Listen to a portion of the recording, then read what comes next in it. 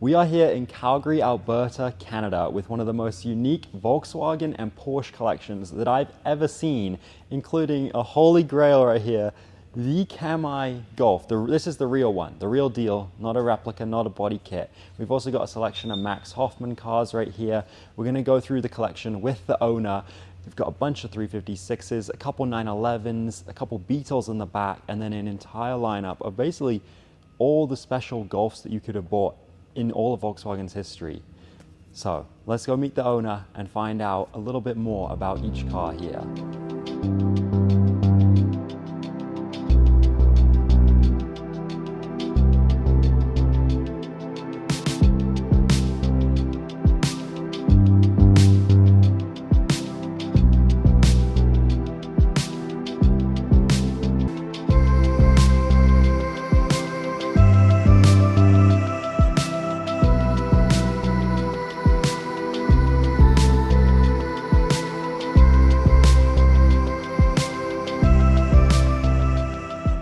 So we are here with the owner, Ken. Now this is the man behind this entire collection. Do you want to introduce yourself and what you do?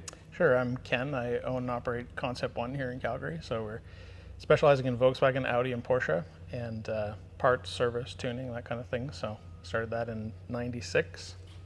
And that's why you picked Volkswagen to collect and Porsche? Yeah, I mean, Volkswagen was sort of my first love, and then, you know, as things go, the Porsche family, it's so related, obviously, and it's just kind of, yeah, next level. So yeah, but you have one car that isn't a Porsche or a Volkswagen. Yeah, so this came about a few years ago. Obviously, you know, I'm into automotive design and everything as well, and the 190, which this car is the 190 SL, is a pretty special car. It kind of relates a little bit to these other two cars here. So these three were all imported by Max Hoffman, and it's not just that he was the importer. Actually, he was influencing Mercedes, Volkswagen, and Porsche with their sales in terms of what's going to sell in North America, and actually very specifically what's going to sell in California. He said to Mercedes, you know, the Gullwing are beautiful cars, but they're kind of like the price of a house, you know, like they're really expensive, they're very technical. They had the bird cage frame, they have fuel injection, you know, they're kind of wild for what they are. The price tag went along with that. People wanted that look, but not as much. So kind of in the same light as the Porsche Boxster, you know, where it's like almost the same stuff, but like half the price. I think it was the original idea anyway. So this car is, you know, has the optics of it. It has the eyebrows over the fenders, the giant mouth in the front. It only came in the Roadster version as to not be sort of a miniature Gullwing. That would have been kind of weird. The seats from the Gullwing, same build quality, huge amount of it's aluminum. So the hood, the doors, the trunk lid, aluminum. The convertible top frame is completely aluminum.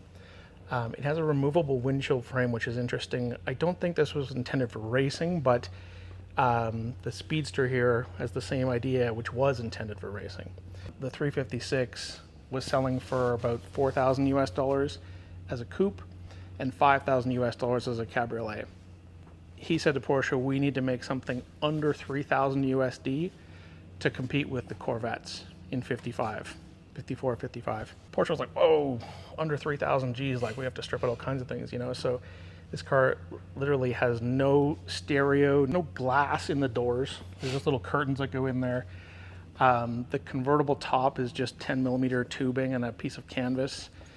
It's barely waterproof, let alone windproof. You know, the seats are just a single piece kind of bucket that hinge on a wooden frame. They sold it for $29.95 American, which if you think about it, it was a price competitive with the Corvette, but like quite a bit less horsepower. These were the 55 horsepower normal engine, so really not much of a sports car for back in the day. And this is the coupe version, right? Yeah, so this is called the Continental, which actually didn't last very long in Porsche's world because Continental, the trademark, was owned by Lincoln at the time. The reason it's badged like this is that Max Hoffman said to Porsche, people want cars that have a name, not a number. You know, every other American car had a name. We need the Spider, the Speedster, the Continental, you know. And the Continental is just the base model car. It's a 55 horsepower car. There's nothing different about them than the, you know, 54 model as such. Basically, it's just a rebadged 356. This lasted for about 9 months and then became the European for a few months, and then it got dropped altogether for 56. Might possibly be the actual first Continental. It built in November 54. You don't have any documentation from Porsche, but it's a genuine Continental. It's got the original engine. This is the original color. In fact, most of the cars that I've ever stored are the original color. And then this one, what's this?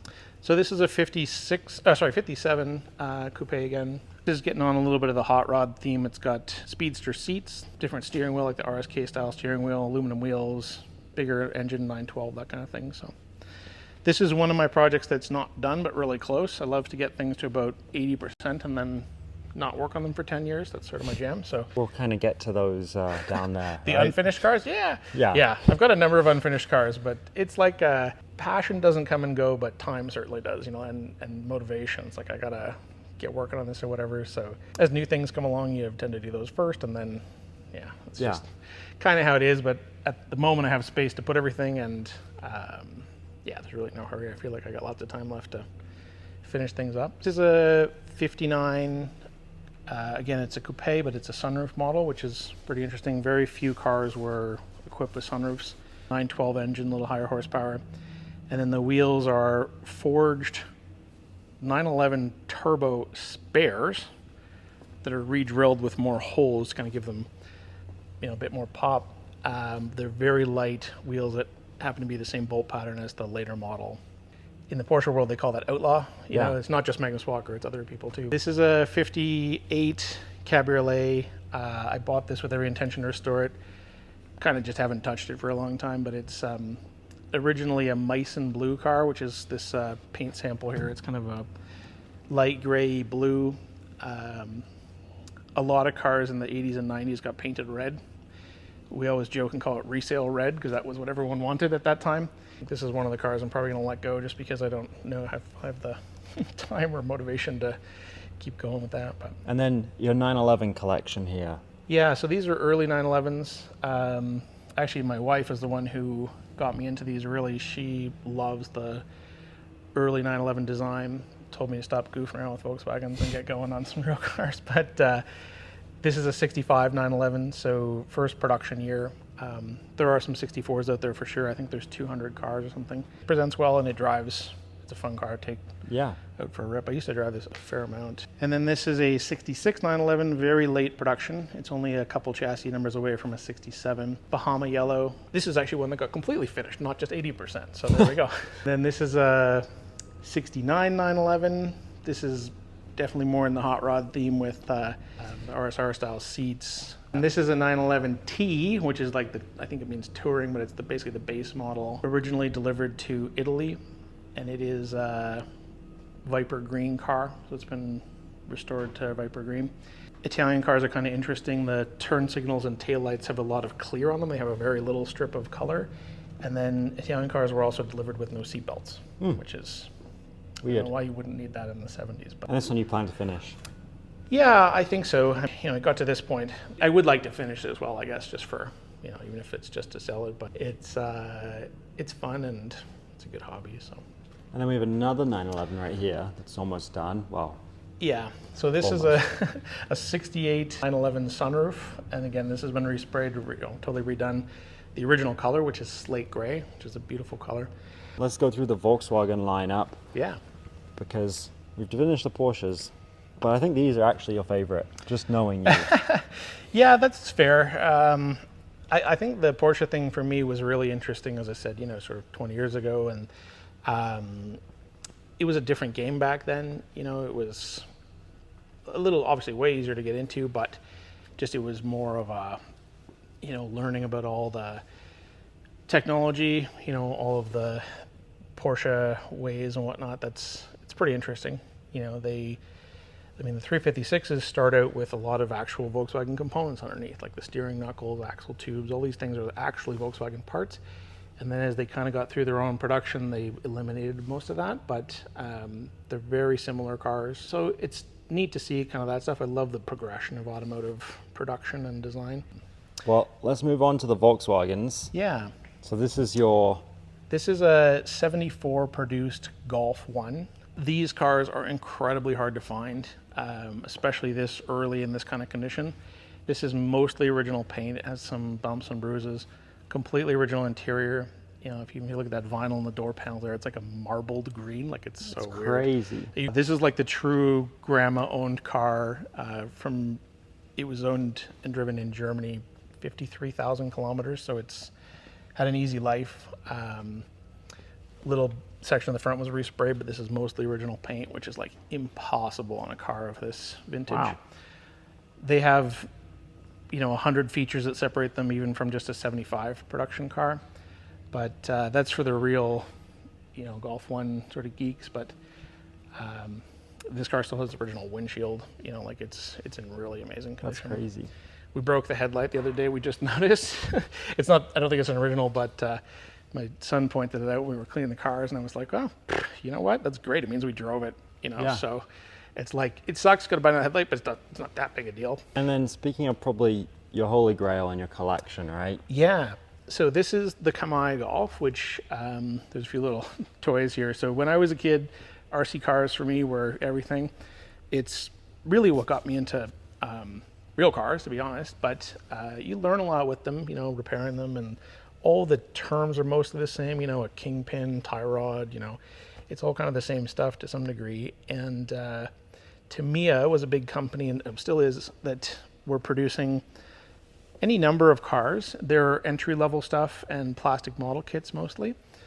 But this car here, this is actually an original 1982 Tamiya, was part of their collection. And to me, it was just like, oh my God, the coolest thing ever. This wide body Volkswagen and the color scheme. It was just, beyond belief. So I was always, a huge fan of this car. And I was going to build a replica of it like everyone else. I'm not sure, but I would say probably around 200 replicas around the world. The color scheme, the livery, the fender flares and everything. People sometimes call this the Berg Cup style or Group 2. But, it's just a thing. If you're into these, you probably know this car. And it's probably arguably Volkswagen's most historic race car outside of Herbie, which isn't a real race car, but anyways. So yeah, I was like, I'm going to build a replica of it one day. It's all good. And the original car was, sort of surfaced here and there, but was kind of thought to be lost or just tucked away somewhere. And a number of years ago I guess it was 2020, on a Facebook group, a guy popped up and had this car at a car show with like a cardboard trifold display of pictures of the original car. And he was implying that this was the original car. And I thought, wow, that's crazy. It doesn't look like it, but also it'd be amazing if it is. So of course I sent him a message and just said, hey, if you're ever interested in selling it, let me know. And he replied a couple days later. And he's like, oh, it's very kind of you to message me, but I'm keeping it. I'm doing restoration, this and that. And I said, okay. And sort of explained, who I am and what I'm into, that kind of thing. And he's like, okay, well, put you on the list if there's a list, very polite Englishman. And I was working in my garage actually on this car here, this red GTI, one Saturday at home. And my phone, I noticed that I missed a Facebook audio call. And I think at this time I never even had a Facebook audio call. I didn't even know there was a button for that. And I thought, whoa, it's John, the guy that had the car. And so I called him back on Facebook, and he picked up. He's a really polite Englishman. He's like, oh, Ken, I'm sorry, I didn't mean to call you. I didn't know that was a thing. I said, oh, okay. And then I said, well, I'll show you what I'm doing anyway. So I showed him the restoration of this car, which is a pretty, I guess, unspecial car for what it is, but it was doing a complete concourse restoration, because that's just, once you get to a certain point of restoring something or a certain level, it's very hard to do anything less, Mm-hmm. So it's almost a ridiculous restoration for what it is. And I showed him that, and then hilariously, my sons and I were vacuum forming these RC car bodies with a mold that we made in a vacuum form machine that we got from a buddy of the Kamay Golf. He was like, whoa, you're really devoted to this, holy cow. And then kind of, okay, talk to you later. And then maybe a week went by, and he messaged me again. He said, I've come to the conclusion I'm going to sell the car. And I was like, oh, okay. And he said, it's between you and another guy in Austria, and he's got the collection of all the Group 2 cars, the Audis and everything. He's got all of them. And I was like, oh man, I don't think I have that kind of money, like that guy sounds pretty legit. Anyways, he ended up picking me because I think he was like, well, you seem like you're really passionate. Like, I don't think you know how passionate, I'm really, really into it. But anyways, it's been a couple years already. I've had it. I've been collecting parts. This chin spoiler here, actually, he sent me as an original spare from the car at that time. It's unused. It doesn't mate up to the car very well because these are not the original flares. So I've got the task of redoing that. I'm going to do them initially out of metal and then use that as a mold for fiberglass so that they can be produced. And if anyone's interested, then I'll make them a set too or whatnot. The car is going to get restored basically to the Tamiya box art there. I think it's number 47 is the start race of the Nürburgring 1000. So that's that race I was mentioning with all of the famous Porsches and whatnot of that era. So 1977, 1,000 kilometer race. They were all on track at the same time. So it's pretty crazy if you think about it. This would have been a slow car compared to the turbo Kramer cars. This is a 1.6. They were claiming 160 horsepower, which is pretty insane for 1.6 normally aspirated, but they're using slide valve fuel injection. Anyways, the restoration's a bit daunting in the fact that I have to do all the details correctly, but also there's a few components that are very hard to get. I've been searching for the original Recaro seat. It's called the pole position, but nothing like the current pole position. Unfortunately, they were also used in those 935s. So they've got value, you know, but Yeah. I'm positive I'll find one day. And yeah, I'm going to do the best I can to restore it to basically the start date there, which was 77. The car was racing in 76, but the first few races were not that successful. And I think that's sort of the peak of its career. People ask me how I know this is the original car, because I mean, I imported it from the UK. You know, it's kind of a big deal. Underneath the windscreen seal, if you take that out, there's the original stripes, like the 3 colors that go underneath there. Further to that, John had actually sanded a few little sections on the car, I think on this side over here, that match up exactly with the stripe pattern. So that's what these measurements and the sanding's about there. In addition to that, it's got some very unique features, like the roll cage is just absolutely specific. There's some detail at the front as well, where the strut towers match up, that kind of thing. And it's irrefutably that car. There's a giant report that he did to basically authenticate the car, and it's also had ownership history through its years, right through current. My son and I visited Kamay in Germany. I told them I owned the car. They were super receptive. They gave us a great tour. They showed us all kinds of historic photos and whatnot, and sent us some digitally later. And even the company Kamay has a replica of this car. So they were kind of like, wow, that's awesome. You know, they were enthusiastic about it. One of their most famous things is the golf ball shift knob. So a lot of GTIs come with that. I think even through to kind of current stuff, that the original was the Kamay golf ball. I can't believe like you have the car. Yeah, me neither. It's actually it's quite an honor, but it's also, like I said, it's a lot of pressure too. I have to do it correctly, you know. And some of the things, like the roll cage has been updated, and there's kind of the talk of like, well, do we backdate it? Which is a shame because it's beautifully done. It was updated in the 80s. Anyways, I think there's gonna be some compromises for authenticity versus. I still want it to be a street. Not street legal car, but you know, a race car. I want to be able to race, maybe some historic events and whatnot. So, yeah. But in case anyone doesn't think that you're qualified to restore this car, you restored with every single sticker, right? Yeah, this is, you know, as I said, probably about 90% done, maybe even a bit more. But this was basically as delivered new, 1.6, 8-valve. This isn't the high compression Euro car. This is sort of the cabriolet engine for North America. But they were pretty interesting. The Canadian market cars were basically the Euro GTI with these bigger bumpers. I've seen so few cars of this era that are restored stock. They're always lowered on BBS. It's fine. I love that look. I just wanted to see what it looked like and drove like stock. We could lower this. We could put Euro bumpers on. We could put BBS on. We could be done by tomorrow afternoon. You know, that's the easier part. Doing the restoration correctly with all the right materials and, you know, finish and everything, that's the hard part. So this has got the plaid interior. This is where the modern sort of GTI stuff gets this from. And then the golf ball ship knobs factory. So. And then this car right here. So this is our earliest Golf 2 at the moment. So this is an 89 Golf 2 Syncro, which on its own, it's a fairly straightforward car, 1.8 liter Digifont. What makes it special is the all-wheel drive system. And it is, these were about 30% more than a two-wheel drive Golf at the time. So they literally took these, Syncro Golf, shipped them to Austria, to Puch, lifted them. It's a completely different subframe. There's like a ladder bar system underneath. They put on these heavy gauge bumpers, or at least they're heavy gauge looking. They're not that they're not that beefy. I took these off and got them powder coated, and I was surprised how light they were. They're like almost exhaust tubing kind of thing. But they came with 2 sets of fog lights. This only has one on it right now, but unique interiors. The 3 colors on the seats there are the colors that the cars came in. So the top line is green, blue, and red, and there's also, I think, a black one. But the green is Montana green, which I'm sure was a correlation to that original prototype Montana nomenclature.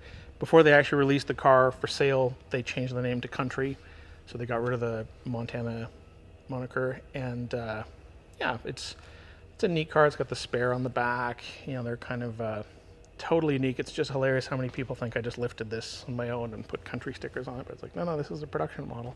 Yeah. But I don't know the retail price, but I'm sure they were hilariously expensive because the amount of work to take this car, send it to Austria, and they literally, like, it was a complete running driving car that they sent to Austria, and then they bolted everything on. So interesting. Seems like there would have been an easier way to do that. But and this, I don't know if I've ever seen one of these before. Yeah, so this is a Volkswagen Rallye Golf. So this is 1988 through 89 production, I believe. 5,000 cars produced, which is the number to meet the WRC homologation numbers. So Volkswagen wanted to enter in the WRC or compete. They wanted a Syncro system. And so yeah, they commissioned Volkswagen Motorsport in Belgium to build these. So they shipped basically a completely bare shell to Belgium. They welded on the rear quarters. The front fenders are a stamped metal panel. The side skirts are metal. People think this is like a body kit on it. It's not. It's an actually different body. They went through massive efforts for this car. This is the first of Volkswagens that I know to have projector headlights. They actually don't project that well, but they were trying. They have a different grille, different bumpers. The doors are different. The hatch is different. It's just, I can't believe the effort they would have gone through to make these 5,000 cars. And retooling. You know, it's one thing to do a different color scheme or a different interior or something, but this is actually like stamped panels, which is very expensive and difficult. Yeah. And yeah, this is my son's car, very optimistic project. It's a 16-valve Golf we found. Kind of abandoned by some railroad tracks that a friend of mine was driving it maybe 15 years ago. I don't think it's been on the road for quite a while, but it's a true 16-valve car, the 9A, which also were a Recaro interior factory. They originally came with 3-piece BBS wheels, so the Recaro seats and the BBS wheels were frequently stolen in that era because they were huge value. Plan is, you know, this is his first car. He's 13 currently, so to get it on the road basically as is, and we've got it pretty much there. It's running and driving and registered and everything. This one is the only one in this line that isn't a Golf. I know. So this is the Volkswagen Lupo, which I've always loved Lupos, and this is a little bit of a special one. It's a GTI, which is a 6-speed manual transmission. They came with the center exhaust, tailpipe. The interesting thing about these is that they went through massive efforts to make this car lightweight. So all the removable panels are aluminum. Glass is actually thinner. Most automotive glass is 5mm, this is 3. The steering wheel's a magnesium core. The seats are aluminum frame. You know, it's a weird thing to do, to go through all that much effort to make a car lighter. Wow. And then here, you've got your 3 Beetles. Yeah, so this one is actually also a 2003, which people have trouble believing.